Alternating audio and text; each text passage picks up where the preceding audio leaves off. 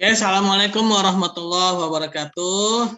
Waalaikumsalam Alhamdulillah, warahmatullahi wabarakatuh. alhamdulillahilladzi arsala rasulahu bil huda wa dinil haq liyuzhirahu 'ala dinihi wa kafa bihi shahida. Asyhadu an la ilaha illallah wa asyhadu anna Muhammadar rasulullah nabi ba'da ma ba'du. Rabbi shrah li sadri wa yassir li amri wa hlul 'uqdatam min lisani yafqahu qawli. Allahumma shalli ala sayyidina Muhammad wa ala sayyidina Muhammad kama shallaita ala sayyidina Ibrahim wa ala sayyidina Ibrahim wa barik ala sayyidina Muhammad wa ala sayyidina Muhammad kama barakta ala sayyidina Ibrahim wa ala sayyidina Ibrahim fil alamin innaka Hamidum Majid. Ya, kita kembali lagi dalam acara Library Talk. Kali ini acara mengenai spesial Ramadan ya. Nah, karena kita acaranya ini ada spesial Ramadan, maka kita membahas yang agak-agak berbau religius ya, religi ya. Nah, kali ini tamu kita adalah dari Bapak Dr. Abdurrahman Wisno MEI. Beliau ini adalah Direktur Pasca Sarjana dari program Pasca Sarjana Institut Agama Islam Syahid Bogor ya. Beliau adalah penulis banyak buku ya. Salah satunya adalah buku Sejarah Pemikiran Ekonomi Islam ya, yang mana beliau pernah mendapatkan semacam rekor atau boleh dijelaskan sedikit Pak Wisno penghargaan 100 penulis itu ya Pak? Oke, terima kasih.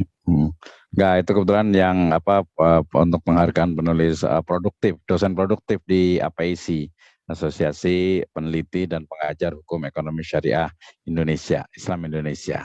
Gitu.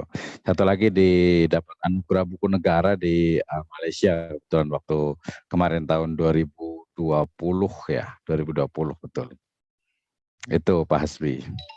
Kalau nggak salah itu ada yang dari Malaysia itu Pak, pernah di-share juga tuh yang dari Malaysia 100 apa tuh?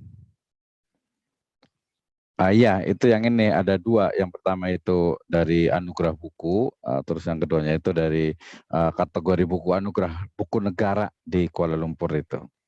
Masya Allah ya. Nah, jadi beliau ini menulis banyak buku, sangat produktif sekali ya. Nah, kan beliau ini bukan hanya menulis ya, tapi juga ada aktivitas lain ya. Nah, ini kita ingin tahu nih Pak, apa sih rahasianya ya? Pak Misno kan juga sebagai seorang direktur pasca sarjana juga ya, terus juga menulis juga. Ini apa nih rahasianya nih Pak?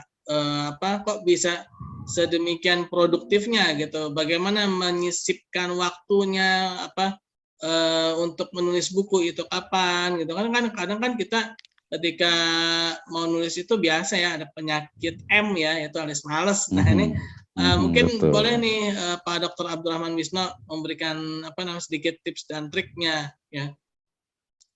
Oke, terima kasih Pak Hasbi. Ya, sebenarnya yang namanya menulis gitu ya, itu kan memang kalau menurut orang itu adalah pekerjaan yang sulit gitu, karena harus menuangkan ide dan gagasan ya di sebuah tulisan gitu. Tapi sebenarnya pada hakikatnya kembali kepada kita gitu ya, ketika kita memiliki istilahnya itu azam ya, memiliki keinginan yang kuat, kemudian juga kita juga sudah ada bekal dan niat kita pun tulus gitu ya, lurus, maka insya Allah akan menjadi mudah aktivitas menulis ini. Nah, kalau ditanya rahasia, sebenarnya bukan rahasia juga sih ya. Jadi sesuatu yang memang sama-sama kita bisa lakukan gitu. Kenapa? Karena yang namanya menulis itu adalah skill ya, kemampuan yang kita bisa pelajari. Kita bisa istilahnya itu kita pelajari, kita try gitu ya secara terus-menerus gitu, sehingga kita latih, sehingga ya dengan berjalannya waktu kita latihan terus, kita uji coba terus, lama-lama akan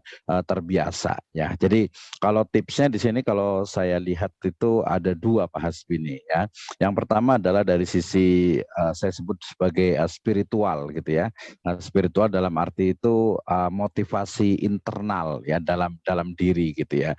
Ya, pertama saya meyakini bahwasanya menulis itu adalah salah satu bentuk dari ibadah gitu ya kepada Allah Subhanahu wa taala, sehingga ya diawali dengan keikhlasan karena Allah Subhanahu wa taala, maka itu menjadi energi yang luar biasa. Nah, itu yang pertama Pak Hasbi. Jadi niat kita untuk menulis itu untuk apa gitu ya. Kalau kita hanya sekedar ingin terkenal gitu ya, ingin ya kalau menghasilkan buku atau karya itu boleh gitu. Tapi kalau hanya sekedar ingin terkenal atau mungkin ingin dapat uang, kalau dosen biasanya ingin dapat gitu ya, itu biasanya ya ada sih ininya, ada semangatnya, tapi biasanya itu nanti akan menurun semangatnya ketika sudah dapat uang atau mungkin ketika sudah dapat kumnya udah tercapai gitu ya, atau mungkin juga dia sudah mungkin terkenal gitu. Nah, justru menjadi penyakit berikutnya malah gitu ya, bahwa misalnya kalau seorang dosen nih atau mungkin mahasiswa juga ya, kalau mahasiswa kan biasanya dipaksa nih untuk menulis gitu ya, menulis makalah, menulis jurnal gitu ya. Nah, kemudian ketika dia menulis gitu karena ingin melaksanakan tugas dosen atau mungkin ingin agar jabatan fungsionalnya itu naik. Nah, kalau udah tercapai itu udah akhirnya tidak menulis lagi gitu. Ini kan ya sangat disayangkan gitu, sehingga niat kita ya, niat dalam menulis itu harus menjadi energi utama ya, motivasi utama kita dalam menulis. Nah, itu Pak Hasbi. Jadi ya bismillah, saya menulis itu adalah ya sebagai bentuk ibadah taqarrub ilallahi azza wa jalla. Nah, kemudian energi ini akan nanti juga berkelanjutan dalam proses menulisnya ya. Proses yang menulis kedua dari sisi motivasi spiritual itu adalah ya menikmati dari proses menulis itu gitu ya. Jadi kalau menulis itu dianggap sebagai beban gitu ya, nah ini yang salah gitu ya.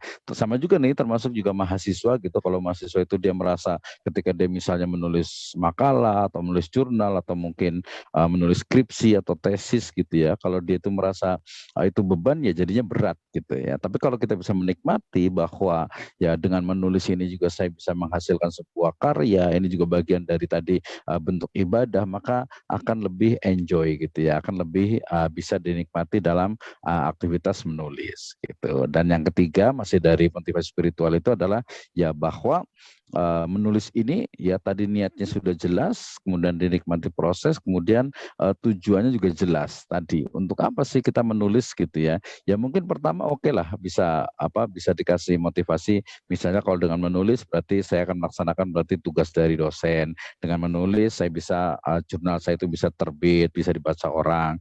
Dengan menulis misalnya saya selesai di degree atau di program sarjana, dapat gelar sarjana, dapat gelar master, yaitu di awal tidak ada masalah gitu ya, tujuannya itu oke. Tapi setelah tujuan tercapai, what's next gitu. Nah, ini yang paling banyak kekurangannya nih. Jadi kebanyakan skripsi, tesis, bahkan juga ada disertasi gitu ya, yang ketika sudah ditulis, sudah lulus, sudah selesai, udah akhirnya yang baca biasanya kutu buku atau kecoa di perpustakaan atau di lemari. Nah, ini Pak Haswi. Jadi 3 dari motivasi spiritual ini yang menjadikan kita memiliki energi yang sangat kuat. Nah, itu Pak Hasbi. Nanti kalau yang motivasi kemampuan skill, kita akan bincangkan berikutnya. Silahkan Pak Hasbi.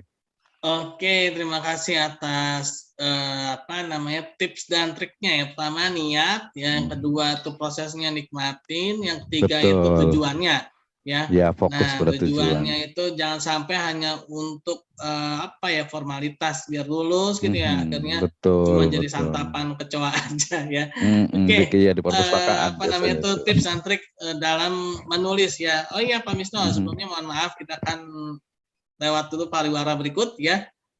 Oke. Oke, silakan Pak Hasbi.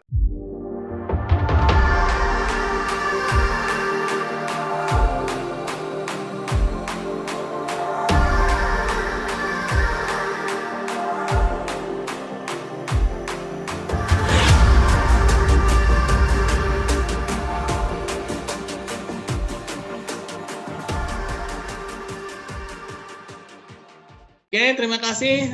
Kita kembali lagi dalam acara Library Talk spesial Ramadan ya, yaitu mengenai bedah buku sejarah pemikiran ekonomi Islam ya, yang mana tamu kita yaitu Bapak Dr. Abdurrahman Wisno MEI ya, tadi sudah memberikan tips dan trik ya, yaitu bagaimana sih caranya menulis buku ya, yaitu yang pertama niatnya tadi ya.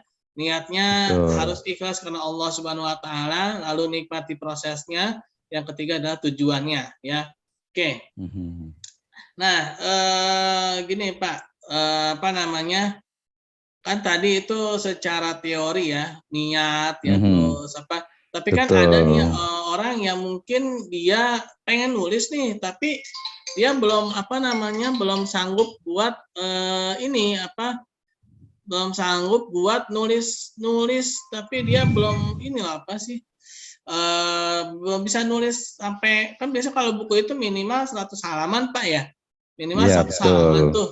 Nah dia betul. tuh belum bisa sampai 100 nih, ada tipsnya nggak Pak? Biar apa namanya, dia tuh bisa berkarya lah walaupun sedikit-sedikit gitu.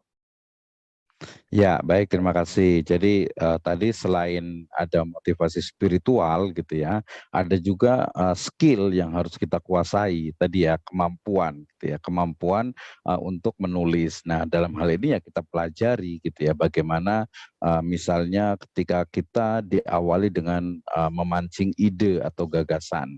Ide atau gagasan ini kan kadang orang itu saking banyaknya, kadang sampai pusing memilih. Atau ada juga yang dia tuh nggak punya ide mau nulis apa ya, saya nggak tahu. Nih biasanya saya kebetulan juga mengisi beberapa training workshop untuk penulisan gitu. Jadi ketika ditanya dia mau menulis padahal 100 halaman gitu ya. Ya sebenarnya kalau bicara halaman kalau di level penulis profesional itu sebenarnya nggak terlalu penting gitu ya.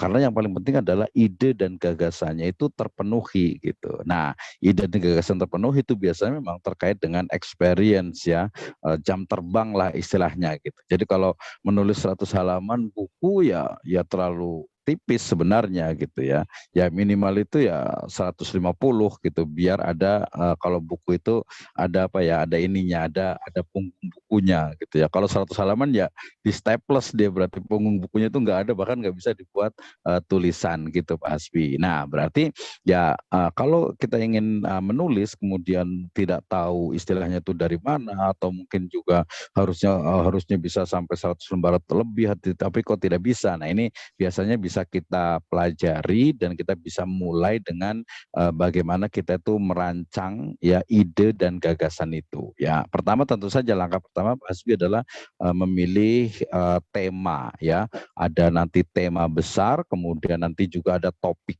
gitu ya.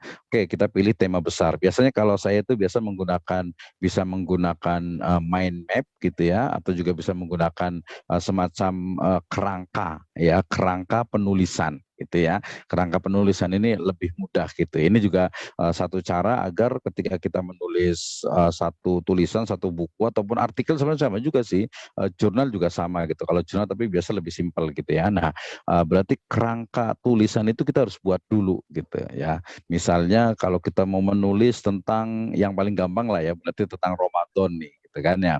Nah, kalau kita bicara tentang, kalau kita mau menulis tentang Ramadan berarti kan harus detail dari mulai takrif atau definisi Ramadan itu apa secara etimologi, secara terminologi, kemudian kenapa disebut bulan Ramadan, kemudian bulan Ramadan itu pada masa lalu itu seperti apa, kemudian juga ibadah-ibadah apa saja yang ada di bulan Ramadan, kemudian keutamaan-keutamaan di bulan Ramadan, kemudian larangan-larangan di bulan Ramadan, kemudian bagaimana istilah-istilah yang ada di bulan Ramadan itu, perayaan-perayaan istilahnya itu, hari-hari yang memang istimewa di bulan Ramadan itu, sampai kepada akhir Ramadan dalam 30 sampai 31 hari itu. Jadi kalau ingin kalau kita ingin mengembangkan ide dan gagasan, ini tentunya setelah ditemukan topik ya, setelah ditemukan tema itu berarti dia harus dikembangkan dari membuat kerangka, bisa menggunakan mind map dan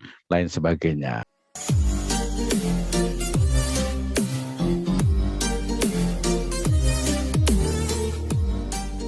Oke, ya, terima kasih ya tadi tips dan trik dalam mengembangkan ide ya, mengembangkan ide tadi contohnya tadi Ramadan ya,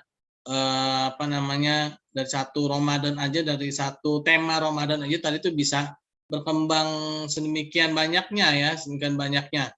Nah, itu mungkin salah satu cara ya teman-teman semua, bahwa dalam mengembangkan ide itu kita tidak usah jauh-jauh ya, tidak usah mungkin satu pusing-pusing cari yang jauh-jauh gitu ya. Terkadang yang terdekat misalkan nih sekarang bulan Ramadan nih ya, sekarang ini bulan Ramadan. Nah, di bulan Ramadan ini banyak hal yang bisa dibahas gitu kan, bisa jadi satu buku gitu kan.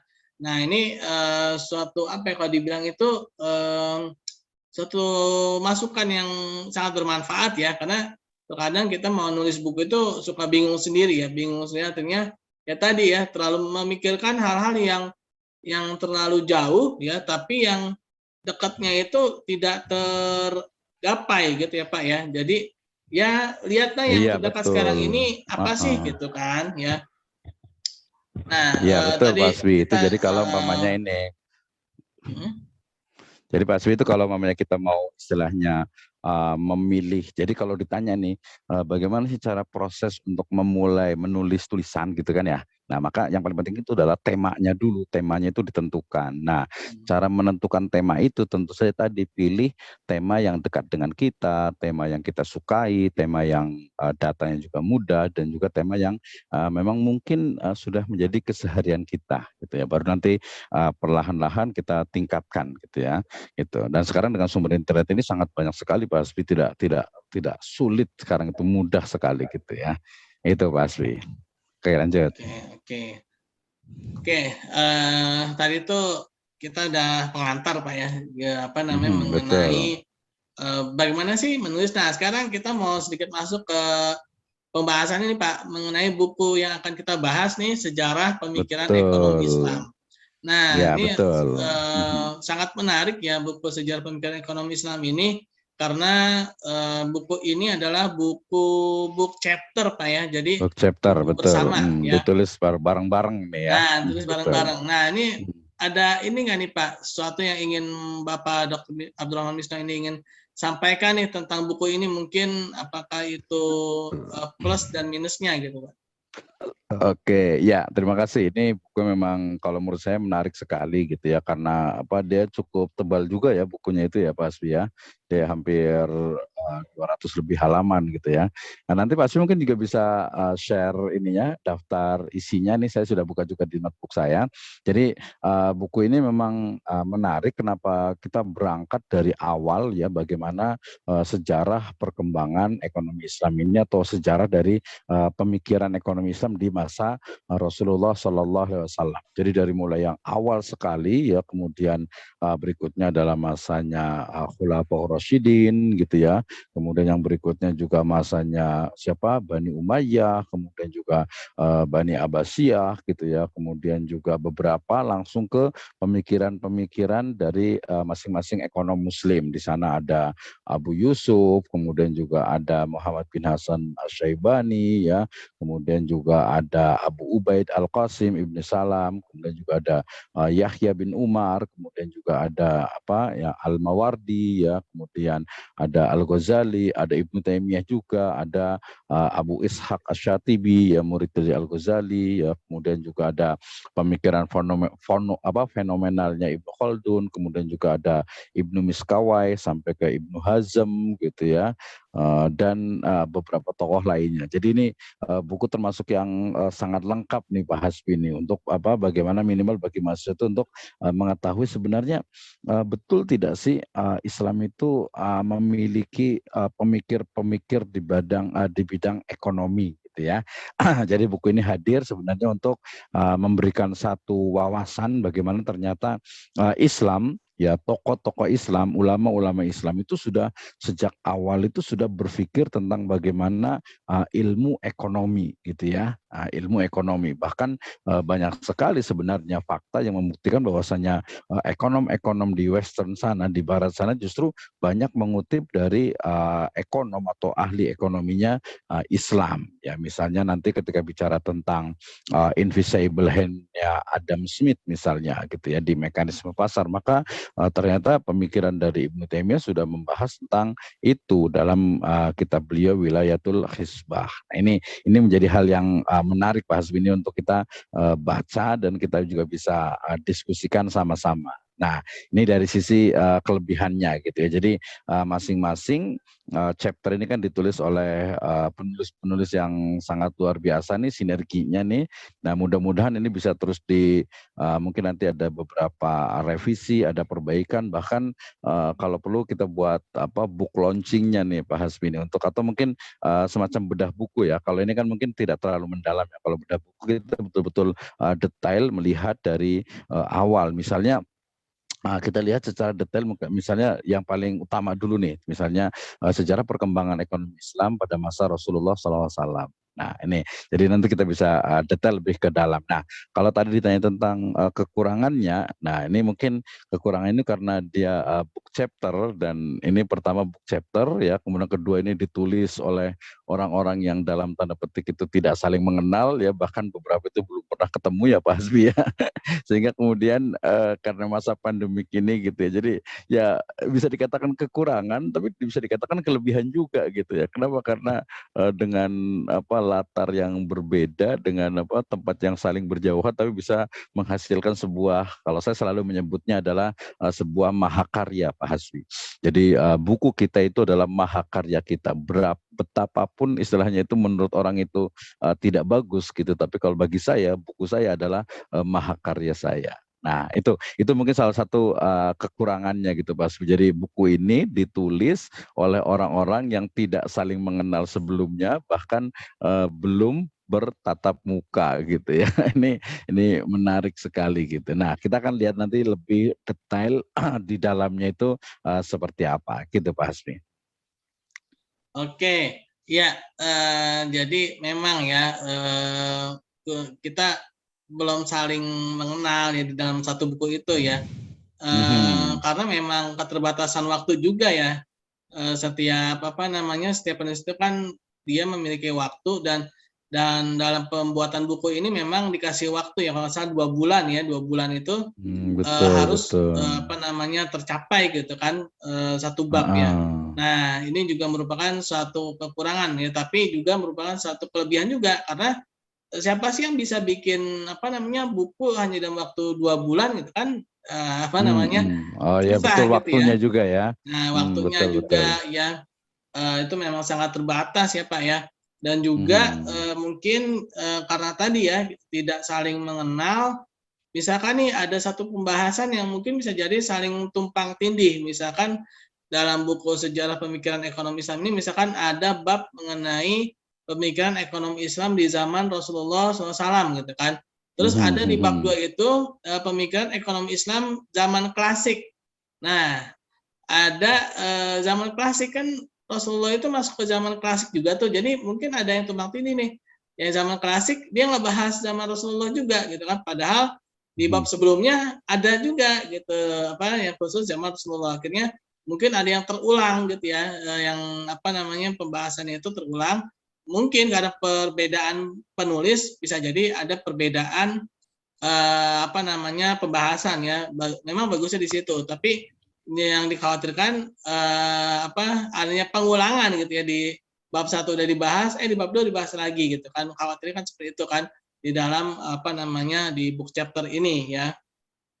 Tapi ya tadi itu mahakarya ya, mahakarya setiap penulis ya, walaupun ada kelebihan dan kekurangan ya, itu menjadi suatu hal yang kelebihan gitu ya Pak Dokter ya. Ya, betul, betul. Ya, tadi sebenarnya sih enggak juga Mas. Kalau kalau kita lihat di daftar isinya ya, daftar isi dari buku ini sebenarnya dia sudah sangat spesifik gitu ya. Kalaupun ada beririsan gitu, biasanya hanya di pendahuluan dan sedikit saja gitu ya. Ini total bukunya itu ada dengan ini cover itu ada 294 halaman Pak Hasbi ini. Ya, 294 halaman. Kemudian masing-masing penulis ini kan dia memberikan penulisan tentang pemikiran ekonomi yang dia detail dan masing-masing sebenarnya berbeda gitu ya. Misalnya ketika bicara tentang Nabi ya zaman Nabi saja gitu. Kemudian di bagian kedua ketika zaman Khulafaur Rasyidin ya 4 Khulafaur Rasyidin itu dibahas gitu. Jadi tidak membahas yang lainnya. Nah, ketika masanya Bani Umayyah ya Bani Umayyah saja gitu. Nah, mungkin di sini memang di Bani Umayyah ini misalnya di sini memang dia hanya diambil salah satu ini juga ya, ini yang diambil itu hanya 2 saja. Yang pertama adalah kisahnya dari Khalifah Umar bin Abdul Aziz, kemudian yang kedua adalah Gubernur Nasr bin Sayyar ya. Nah, ini mungkin jadi ketika bahas tentang pemikiran ekonomi Islam zaman Bani Umayyah, ini mengambil sampel saja yaitu pada masanya Umar bin Abdul Aziz ya. Sedangkan di sejarah perkembangan ekonomi Islam pada masa dinasti Abbasiyah ini dia secara detail berbicara tentang banyak pemikiran-pemikiran yang ada. Misalnya kita lihat Pak Hasbi ini di halaman 73. Nah, di sini mungkin memang ada tadi ada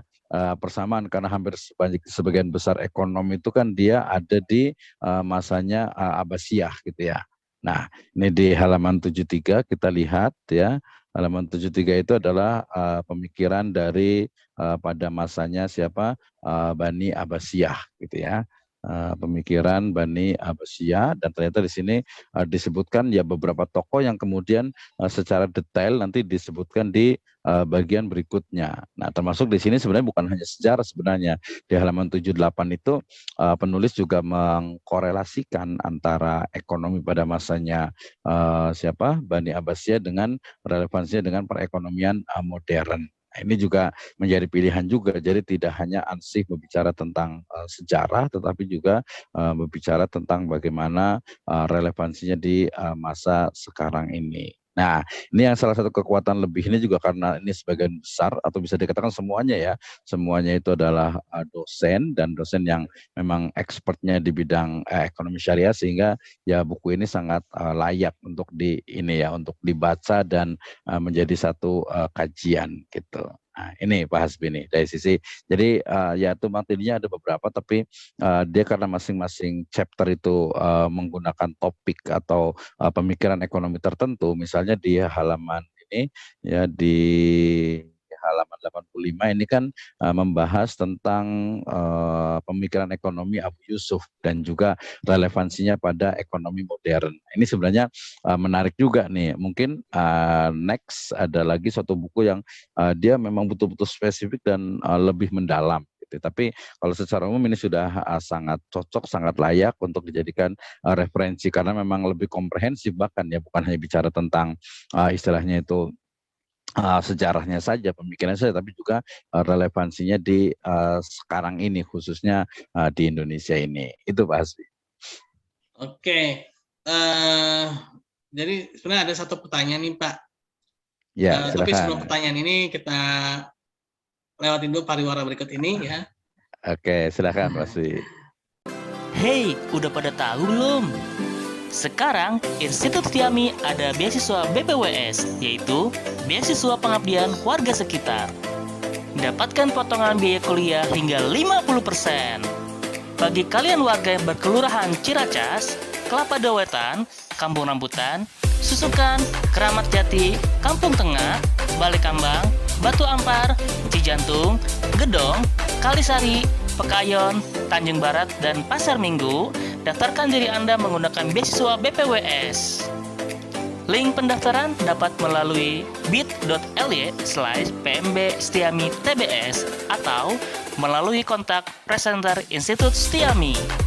Institut Setiami, the right place for a better future. Oke, ya terima kasih atas kebersamaannya. Kita lanjut lagi. Jadi gini, ada pertanyaan. Kan buku ini dari beberapa zaman gitu ya, dari zaman Rasulullah, ya, zaman Khulafaur Rasyidin, terus zaman Bani Muawiyah, Abbasiyah, ya terus juga ada beberapa ahli-ahli ekonom Muslim ya. Nah, saya ingin menanyakan nih ke Bapak Dr. Abdurrahman Gisno, dari sekian banyak bab itu ya, ada nggak satu atau dua yang istilahnya itu sangat berkesan gitu di dalam hati, misalkan kalau saya di zamannya Khulafaur Rasyidin itu yang paling berkesan misalkan di zamannya Umar bin Khattab radhiyallahu anhu gitu. Nah mungkin kalau Pak Dr. Abdurrahman Gisno ada nggak sesuatu yang kayak ini bagus banget nih pas yang di zaman ini nih, dan di khususnya nih pada saat ini gitu. Boleh ini Pak mungkin ada info-info dari Bapak Dr. Abdurrahman Gisno. Ya, oke, terima kasih Pak Hasbi. Ya, sebenarnya agak sulit nih untuk istilahnya menentukan mana yang menarik buat saya gitu. Tapi karena semuanya buku ini dia tulisannya itu kronologi gitu ya. Jadi karena kronologi itu jadi sebenarnya tidak bisa dipisahkan gitu ya antara dari zaman Nabi sampai zamannya Abbasiyah gitu ya. Tapi kalau saya tentu saja kalau boleh memilih dua ya kita akan ambil dua gitu ya. Pertama adalah ya di masa Nabi SAW itu sebagai pondasi dasar gitu ya, pondasi dasar di mana aktivitas-aktivitas yang beliau lakukan, kemudian juga yang dilakukan oleh para sahabat yang kemudian diamkan oleh Nabi yang disebut dengan hadis yang sifatnya atau sunnah takririyah. Ini yang pertama tentu saya yang menarik untuk saya gitu ya. Artinya ini harus betul-betul nanti, jadi kalau teman-teman ibu dan bapak sekalian, pemirsa sekalian itu ingin membaca, maka sebaiknya baca yang di nomor 1 ini, di halaman pertama ini ya, tentang bagaimana pemikiran dari ekonomi di masa Rasulullah SAW. Karena ini dia betul-betul bisa dikatakan ya pondasi dasar gitu. Jadi sebelum membahas yang lain ya dipahami ini dulu gitu ya. Misalnya tentang baik salam misalnya gitu kan ya, yang dalam satu riwayatnya dikatakan qadima Nabi sallallahu alaihi wasallam bil Madinah wa hum yuslifun. Jadi ketika Nabi hijrah ke Madinah, ternyata masyarakat di Madinah itu sudah biasa melakukan jual beli salaf atau jual beli salam gitu ya. Nah, kemudian maka Nabi SAW ketika melihat itu kemudian memberikan satu pedoman, idza aslafa ahadukum fal yuslif fi kailil ma'lum wa waznil ma'lum ila ajali ma'lum. Jadi ini sangat panjang sekali dalam artian itu ceritanya, kemudian juga banyak sekali faedah yang kita bisa ambil dari sini. Nah, dari sini nanti kita bisa tahu ternyata baik salam gitu ya yang ada sekarang ini yang dipraktekkan di beberapa lembaga keuangan itu juga merujuknya ke sini. Nah, ini yang pertama Pak Hasbi. Jadi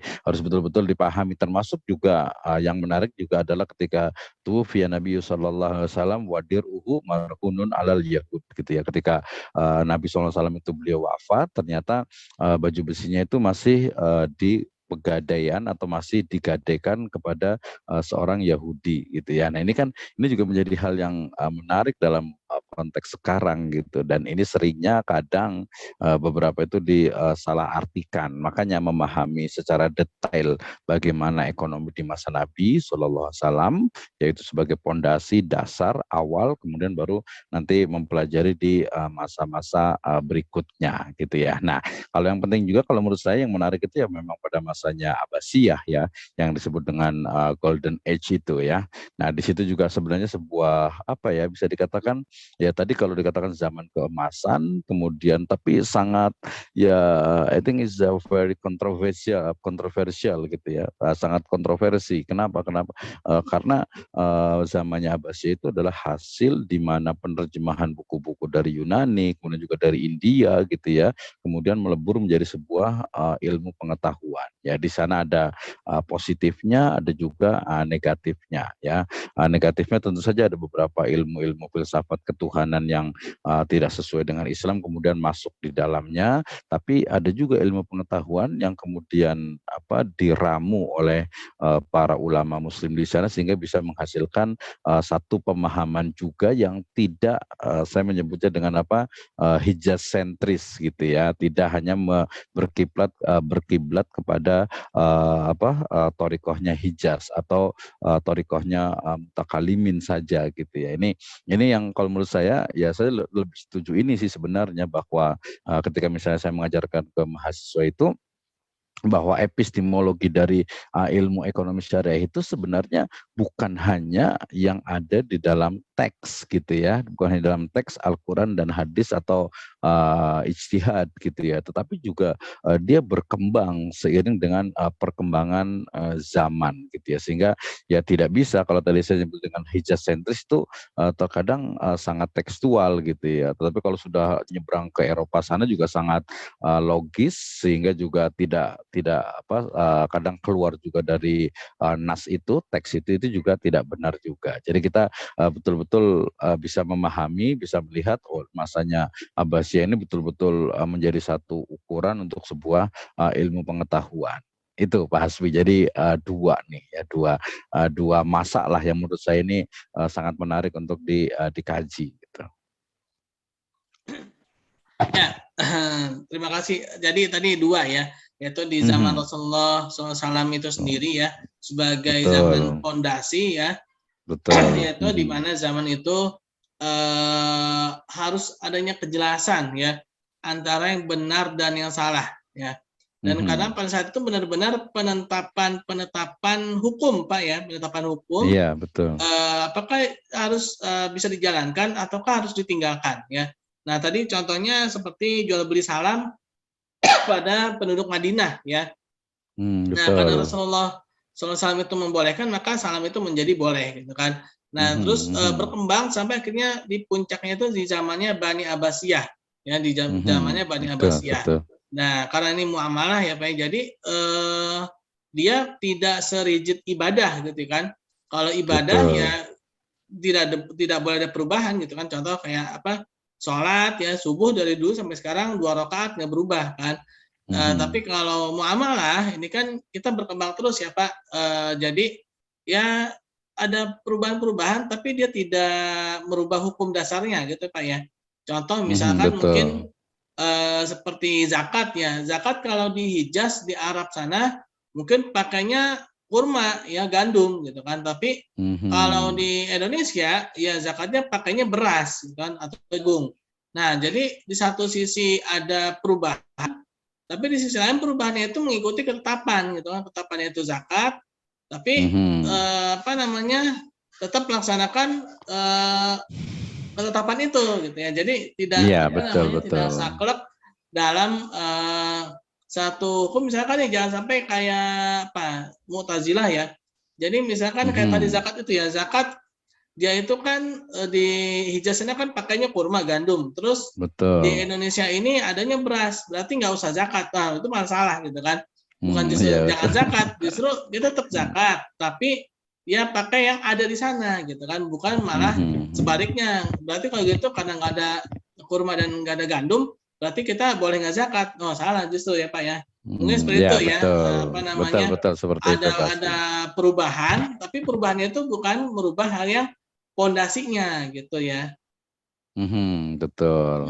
Ya betul Pak Hasbi, seperti itu. Jadi tadi sebenarnya kan Pak Hasbi kan memilih 2 gitu karena masa-masa setelahnya gitu ya, misalnya di sini masanya Khulafaur Rasyidin, masanya Umar bin Khattab, misalnya Khalifah Umar bin Khattab, ini juga sebenarnya ya sangat menarik juga untuk dibahas. Kenapa? Karena banyak hal gitu ya yang kemudian tadi, karena kalau saya melihat itu karena Khalifah Umar bin Khattab itu memahami bagaimana ya saya sebut saja sebagai esensi dari ekonomi syariah di zaman Nabi, sehingga kemudian beliau itu paham bahwa oh ini boleh dirubah, ini tidak boleh gitu. Ini adalah istilahnya itu ada ilatnya, sehingga kemudian beliau melakukan hal itu gitu. Jadi yang pondasinya sudah dipahami, baru kita bisa menjelaskan gitu ya, baru kita bisa mengetahui. Nggak mungkin kita tahu misalnya tentang riba misalnya gitu. Riba di zaman Nabi itu ya begini gitu ya. Misalnya ada riba fadl, ada riba jahiliyah atau riba nasiah gitu ya. Nah,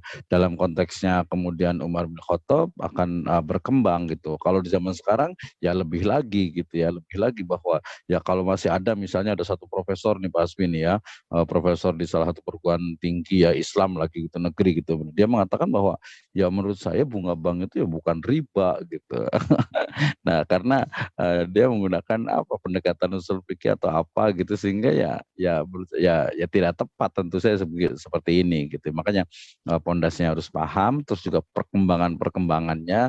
Oh ini yang boleh berubah, ini yang tidak boleh gitu ya. Misalnya ketika di zaman Nabi itu bahwa ghanimah itu kan ketika selesai langsung dibagikan gitu ya. Sementara pada masa Umar bin Khattab tidak gitu ya. Tetapi ghanimah itu kemudian dimasukkan ke Baitul Mal, sementara para prajurit itu dia akan mendapatkan tunjangan setiap bulan gitu ya. Ini juga kan berbeda, tapi tidak menyelisihi karena konteksnya bukan sesuatu yang sifatnya itu qat'i gitu ya, tapi dia sesuatu yang dinamis yang bisa berubah gitu ya. Nah, apalagi nanti kalau dalam konteks Indonesia nih Pak Hasbi, ini luar biasa sekali sebenarnya.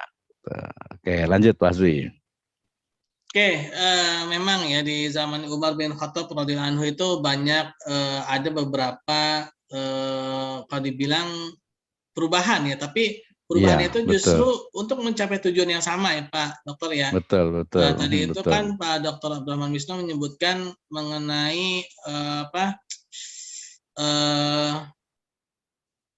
harta Ghanimah. rampasan perang ya tadi ya, harta rampasan perang, Ghanimah. ghanimah. Betul. Kalau di zaman Rasulullah langsung dibagikan, tapi kalau zamannya Umar tuh tidak langsung dibagikan. Nah, mungkin kalau secara apa ya, kalau kita lihat secara awam, mungkin tuh ih kok gitu sih gitu kan, kok beda sih? Padahal tuh tujuannya Betul. sama gitu ya, padahal tujuannya sama. Kenapa kok bisa ada yang perlakuan beda gitu? Karena di zaman Rasulullah mungkin ini ya, karena memang mungkin dari sisi jumlah prajuritnya bisa jadi lebih sedikit ya, dan juga bisa jadi memang apa namanya, kalau dibilang tuh ya belum ini apa namanya, belum sekompleks di zamannya Umar bin Khattab radhiyallahu anhu mungkin ya. Betul, betul. Dan juga mungkin ada tujuan-tujuan lain ya, seperti contohnya lagi tuh yang paling apa namanya tuh, mungkin yang paling katanya ekstrim ya, itu adalah mengenai mualaf yang tidak mendapatkan dana zakat ya Pak Dokter ya. Iya, betul, betul. Ini boleh Nah, baca di halaman 32 nih Pak Hasbi. Ya, nah di halaman ya. 31 dengan 32 itu membahas tentang bagaimana pemikiran dari Umar bin Khattab terkait dengan tidak diberikannya uang zakat kepada para mu'alaf. Betul Pak Hasbi seperti itu. Nah, iya.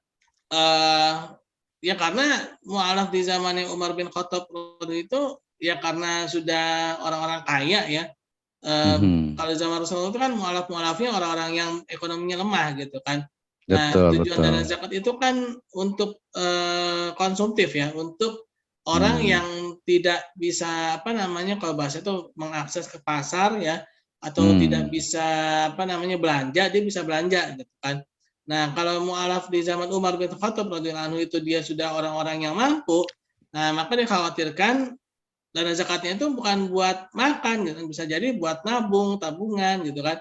Nah, ini kan tidak sesuai dengan tujuan zakatnya. Nah, mungkin itu ya yang harus kita apa analisa lebih jauh ya Pak Dokter ya. Jadi kita di sini ya harus melihat lebih dalam lagi gitu ya Pak Dokter Abraham Isno ya. Iya, Dalam apa betul. namanya Iya. mempelajari sejarah pemikiran ekonomi Islam ini. Mungkin ada perubahan-perubahan yang kelihatannya kok tidak sesuai dengan apa, tidak sesuai dengan sunnah gitu kan. Atau bahkan saya juga pernah dengar juga ada salah seorang ulama kita itu yaitu Imam Abu Hanifah ya. Imam Abu Hanifah itu juga terkenal dengan ulama yang mengedepankan ro'i ya. Ini mungkin Al-Hura'i ya. ini juga menarik juga nih beliau ya, karena beliau itu apa namanya, tapi bukan berarti juga beliau tidak sesuai dengan sunnah, justru ya lagi-lagi untuk menjalankan, mengaplikasikan Al-Quran dan hadis gitu kan, bukan malah justru sebaliknya tidak menjalankan Al-Quran dan hadis gitu ya Pak Abdurrahman Wisno ya. Ya betul. Jadi yang tadi makanya perlu kita pahami dalam melihat satu kita sebut saja aktivitas ekonomi gitu ya. Jadi bahwa ketika ada satu kejadian gitu ya. Jadi bukan hanya sesuatu yang terlihat gitu ya, tetapi juga bukan hanya sesuatu yang tersurat, tapi juga sesuatu yang tersirat gitu ya. Dan juga tadi harus lebih mendalam analisisnya gitu. Misalnya juga kita sebelum ke Abu Hanifah di masa Umar bin Khattab kan kita tahu bahwa di masa Nabi SAW ya sampai kepada Khulafaur Rasyidin ini kan umat Islam itu menggunakan uang dinar dengan dirham gitu ya. Ini mungkin seperti agak sedikit kritik gitu ya. Jadi seolah-olah kalau sekarang ini seolah-olah itu ya uang yang paling ini adalah dinar dengan dirham gitu. Padahal kita tahu bahwa dinar dengan dirham, dinar itu dari Romawi, kemudian dirham itu dari Persia. Nah, pada masanya Umar bin Khattab ya kenapa kemudian menjadikan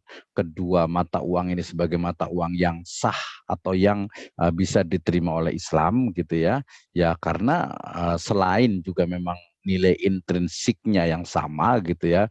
Kedua juga memang ada unsur bahwa ya selama kalaupun ada sesuatu yang dari luar selama dia tidak bertentangan dengan Islam, tidak bertentangan dengan nilai syariah, ya boleh digunakan gitu ya. Tetapi kalau yang tidak bisa ya jangan digunakan gitu ya. Nah, ini kan menarik Pak Hasbi ya ketika ternyata sebenarnya ada satu literatur juga mengatakan bahwa Umar bin Khattab sebenarnya ya dia hanya mengecap aja, dicap gitu ya. Jadi istilahnya dinar dari Romawi gitu ya datang, kemudian dirham dari Persia, kemudian dicap kalimat tauhid bahwa ini sah loh untuk istilahnya untuk jual beli untuk pembayaran di negara-negara Islam. Nah, ini kan ya menarik gitu. Jadi bukan hanya dilihat dari sesuatu yang kelihatan, oh pakai dinar dirham kan kalau ya biasa mahasiswa S1 sampai di sana saja gitu mungkin ya. Harusnya sih kan bisa lebih gitu. Oh ternyata bukan itu, ada sesuatu yang tidak kelihatan, yang tersirat dari kejadian itu bahwa ternyata ya bisa menerima gitu, bisa menerima sesuatu yang memang bukan dari Islam tapi kemudian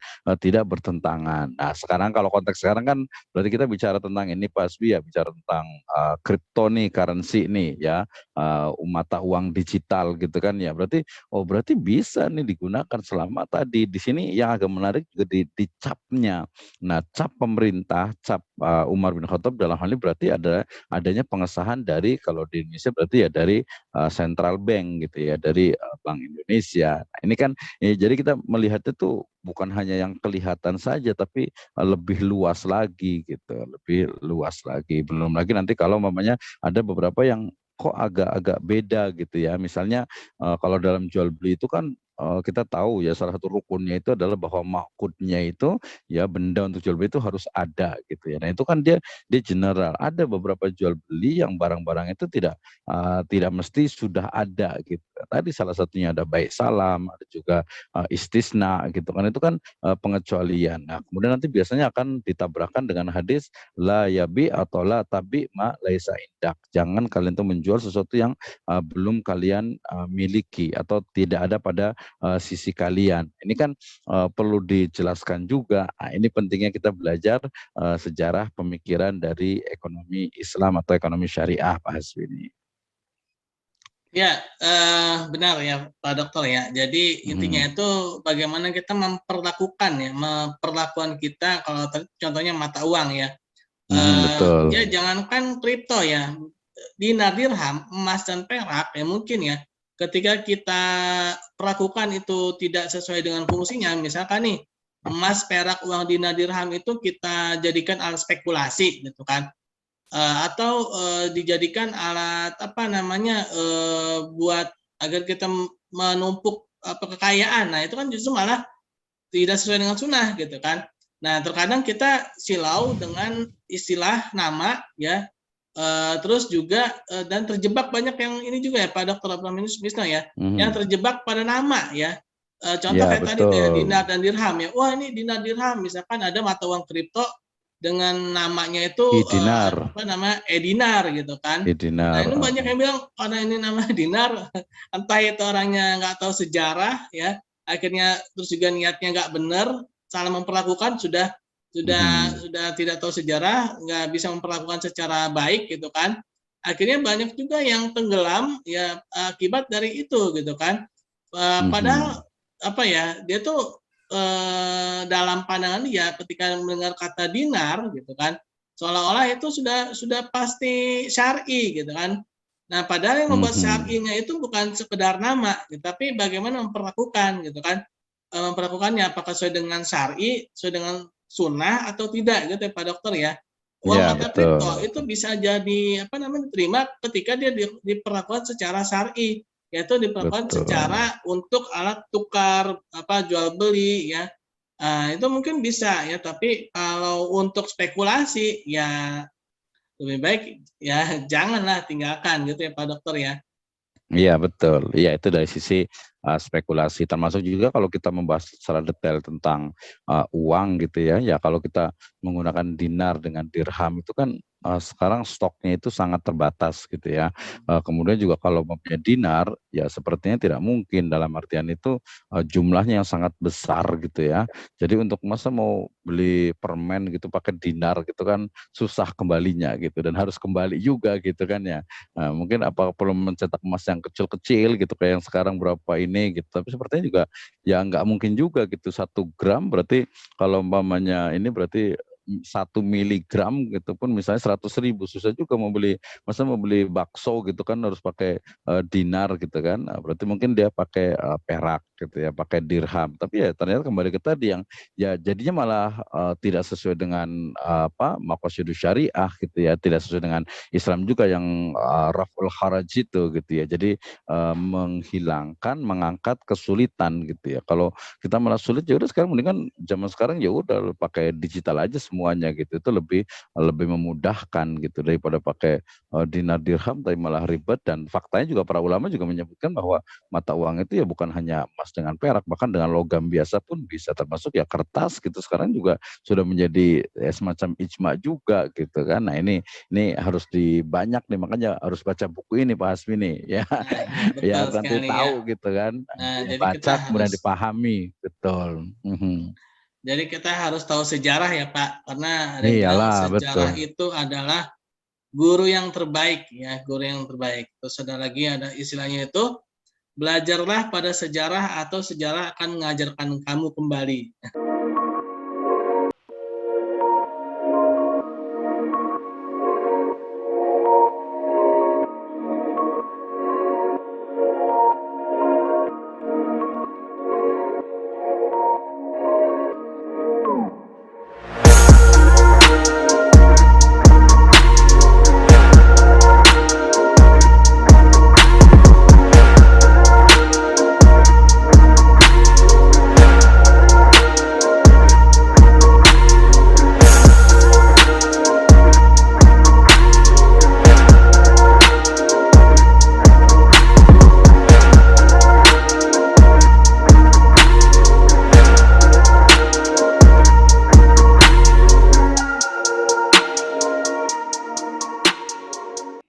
Mahasiswa Merdeka